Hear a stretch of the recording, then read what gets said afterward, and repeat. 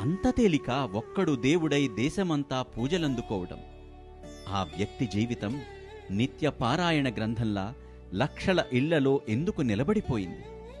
ఊరు ఊరులో అతని గుడి, పిల్లల పేర్లలో, సంస్థల పేర్లలో, వాడల పేర్లలో అతడి సడి. మనిషి బ్రతుకుల్లో, మనసు క్రతువుల్లో అతని నామజపం, వాగ్గేయాలలో, కళాఖండాలలో అతని తపం ఎలా సాధ్యం? ఇదే మత మౌఢ్యత అంటే.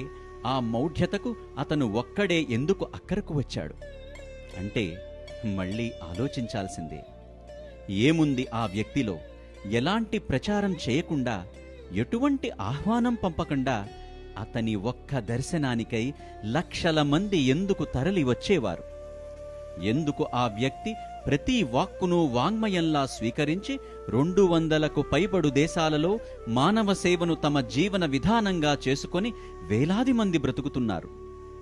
భగవంతం, వెంకట్రామన్ వంటి సైంటిస్టులు, అంతర్జాతీయ మూత్రపిండాల పితామహుడిగా పిలువబడే భట్ వంటి గొప్ప గొప్ప డాక్టర్లు, అల్లారఖా, జాకీర్ హుస్సేన్ వంటి సంగీత విద్వాంసులు, నాటి నాగయ్య మొదలుకొని నేటి రజనీకాంత్, నాటి అంజలీదేవి మొదలుకొని నేటి సాయి పల్లవి వంటి సినీ నటులు, నాని పాల్కివాలా వంటి న్యాయ నిపుణులు, పివి నరసింహారావు మొదలుకొని వాజ్పాయ్, నరేంద్ర మోడీ వంటి దేశ ప్రధానులు, ఎల్ఎన్టీ వంటి దిగ్గజ సంస్థలను నడిపిన రామకృష్ణ వంటి ప్రసిద్ధ ఇంజనీర్లు, జ్ఞానపీఠ అవార్డు అందుకున్న వికే గోకక్ వంటి మహాకవులు, ఫీల్డ్ మార్షల్ కరియప్ప, మానేక్షా వంటి సైనిక యోధులు, సునీల్ గవాస్కర్, సచిన్ టెండూల్కర్ వంటి క్రికెట్ దిగ్గజాలు, శంకర్ దయాళ్ శర్మ, అబ్దుల్ కలాం వంటి దేశ రాష్ట్రపతులు, నాటి ఘంటసాల నుండి నేటి శివమణి వంటి ఎందరో ప్రసిద్ధ గాయకులు, రతన్ టాటా, సునీల్ మిట్టల్, వేణు శ్రీనివాసన్ వంటి వ్యాపారవేత్తలు ఎందుకు ఆ వ్యక్తి ఒక్క దర్శనానికై గంటలు గంటలు ఎదురుచూశారు? వారిని ఒక్క నిమిషమైనా కలువాలని తపించారు. ఆ వ్యక్తి ప్రేమతో పలకరిస్తే మా జన్మ ధన్యం అంటూ ఆనందభాష్పాలు కార్చారు. చనిపోయి రోజులు గడిచినా కూడా ఆస్పత్రులు డెత్ సర్టిఫికెట్తో ధృవీకరించిన శరీరం కట్టెలా మారి చివరి యాత్రకు అన్నీ సిద్ధం చేసిన తరువాత కూడా కరణం సుబ్బమ్మ, రాధాకృష్ణ శెట్టి, వాల్టర్ కోవన్, నారాయణ వంటి ఎందరో భక్తులు ఒక్క పిలుపుతో మళ్లీ బ్రతికారంటే అతను మృత్యువును శాసించే ఎంతటి మహిమాన్వితుడై ఉండాలి. దేశ విదేశాలలో పేరుగాంచిన వెంకటగిరి మహారాజా స్వామిలో తన ప్రియమైన శ్రీరామచంద్రుణ్ణి దర్శించుకొని ఆనాటి నుండి చివరి శ్వాస వదిలే వరకు స్వామి కారులో ప్రయాణించిన ప్రతిసారి ఆ కారు ధూళి కొరకు ఎందుకు తపించినట్టు? త్యాగరాజునికి ఆలయం కట్టి త్యాగరాజ ఆరాధనా ఉత్సవాలను ప్రాచుర్యం చేసిన నాగరత్నమ్మకు స్వయాన ఆ త్యాగరాజే కలలో కనబడి, నేను కొలిచిన రాముడే ఇప్పుడు పుట్టపర్తిలో సాయిరాముడై ఉన్నాడు, వెళ్ళి దర్శనం చేసుకో అంటే ఆ నాగరత్నమ్మ పరుగు పరుగున వచ్చి ఎందుకు దర్శనం చేసుకొని చివరి శ్వాస వరకు అతనిని భక్తితో కొలిచింది.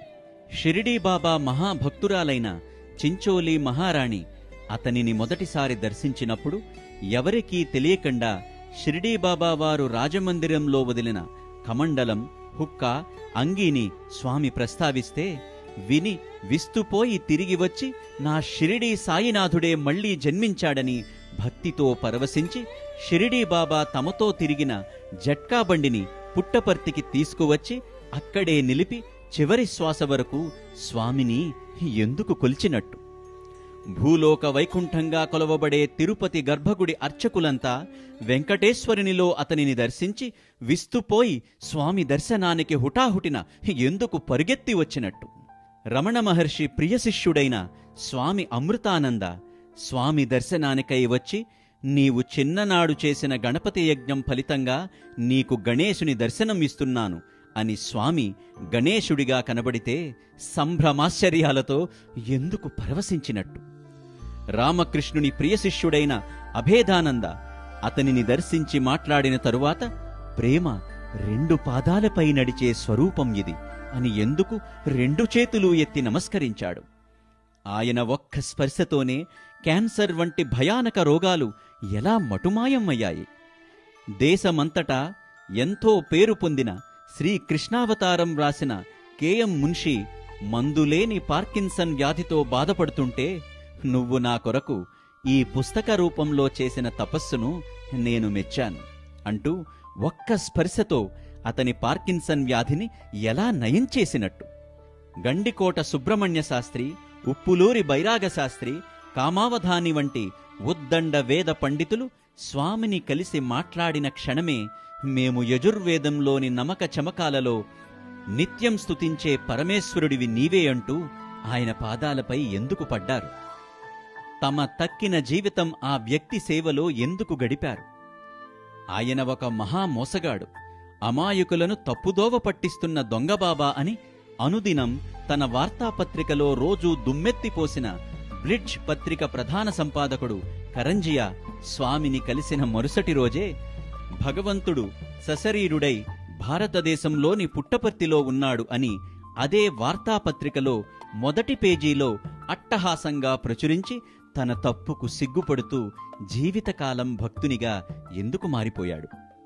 ఎందుకు స్వామి రామేశ్వరంలో మహాసముద్రం ఒడ్డుకు చేరగానే పెద్ద అలలు ఎగసిపడి 108 అపురూప ముత్యాలహారం అలలపై తేలివచ్చి నన్ను త్రేతలో ఆశీర్వదించిన రామచంద్ర మరల వచ్చావా అని సముద్రుడు అందించినట్టు అతని పాదాల చుట్టూ చేరింది.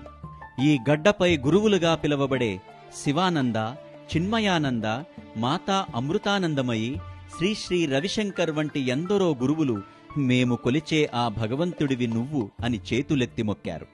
ఎందుకు ఆ వ్యక్తి దర్శన స్పర్శన సంభాషణకు లక్షల మంది పరితపించారు? అతనెంత తేజస్వి అయి ఉండాలి! ఒక ఎర్రని అంగి, బుట్టతలతో ఉన్న మంత్రముగ్ధులై వేలాది మంది నిశ్శబ్దంగా నిలిచి చెప్పలేని భావనలో మునిగి 2 చేతులు నమస్కరించి ఆ వ్యక్తిని రోజూ చూడటానికి తపించేవారు. ఆ వ్యక్తి ఎంతగా ప్రభావితం చేస్తే వేల మంది తమ వేషధారణను మార్చి, ఆహార నియమాలను మార్చి, అతని నామం స్మరిస్తూ అతని పేరున వేలాది సేవా కార్యక్రమాలు, యజ్ఞాలు, యాగాలు చేస్తున్నారు. వేల కొలది మెడికల్ క్యాంపులు, లక్షల కొలది ఉచిత శిక్షణా తరగతులు, వందల కొలది పాఠశాలలు, ఎన్నో వైద్యాలయాలు ఉచితంగా నడుపుతున్నారు. అతను ఒక్క అతిరుద్ర మహాయజ్ఞం చేస్తే 100కు పైగా అతిరుద్ర మహాయాగాలు దేశదేశాలలో ఎందుకు జరిగాయి? అతను తన సమక్షంలో యజుర్వేద రుద్రమంత్రం ఒక్కసారి నేర్పించితే 100 దేశాలలో భక్తులు నమక చమకాలను నేర్చుకొని చివరికి రష్యన్ వంటి పాశ్చాత్య భాషలోకి వేదాన్ని రాసుకొని నిత్యం పఠిస్తున్నారంటే ఎంతటి మహిమ ఇది! కులము, మతము, జాతి, ధన, వయస్సు, ప్రాంతము భేదము లేకుండా భగవంతుని నామ సంకీర్తనలో, సేవలో ప్రపంచవ్యాప్తంగా లక్షలాది కుటుంబాలు మునిగి తరిస్తున్నాయంటే ఇది సాధారణ విషయమా? ధర్మం క్షీణించిన ప్రతిసారి నేను దిగివస్తానని శ్రీకృష్ణుడు చెప్పాడు. మరి ఇదంతా ధర్మస్థాపన కాకపోతే మరేమిటి? ఇదంతా ఎలా సాధ్యం? ఇంతటి స్ఫూర్తిని, నమ్మకాన్ని నింపి మానవజాతిని దివ్యత్వం వైపు నడిపించడం ధర్మోద్ధరణ కాదా? ఇన్ని విధాలుగా, ఇంత వైవిధ్యంగా, ఇంత వైభవంగా బ్రతికిన బ్రతుకు అవతార వైభవం కాకపోతే మరేంటి?